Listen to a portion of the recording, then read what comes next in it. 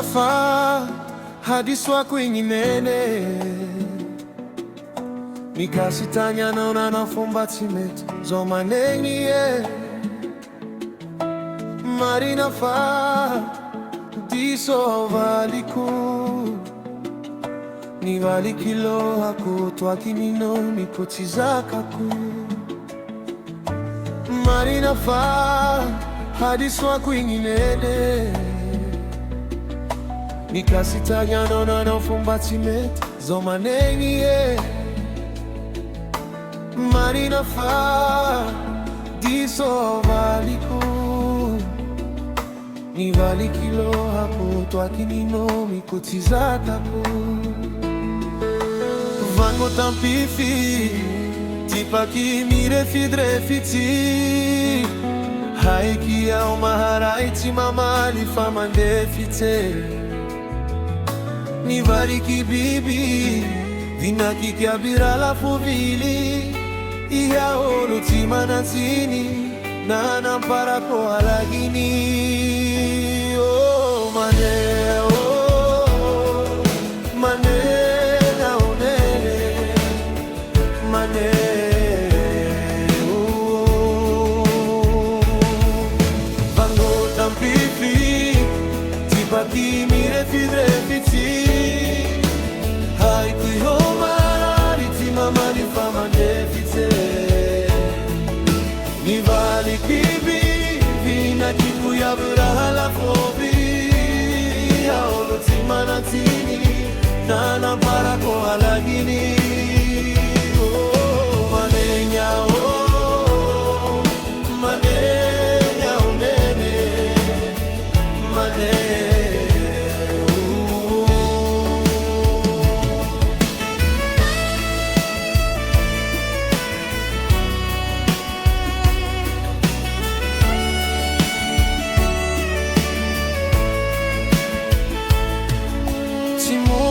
Tragno zaola tima tonyale Mbotaba ikuya implus niza ila kwali Miondriki ya tomangitare ino mivonto mangana e abi Tinere tereti komiti zotimba manana babi Simoli antragno zaola tima tonyale Botaba ikuya implus niza ila kwali Miondriki ya tomangitare ino mivonto mangana e abi Tinere tereti komiti zotimba manana bavi Vango tampifi tipaki mirefidre fiti haikie omaharaiti mamali famandefite ni valiki bibi vinakikia birala fovili iya olotima natini na namparako halagini oh manenya oh manenya onene manenya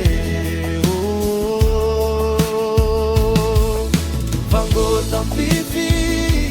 tipaki mirefidre haiku ya umarariti mamali famandefite ni valiki bibi vina kiku ya burahala fobili ya olotima natini na namparako alagini oh manenya oh manenya onene manenya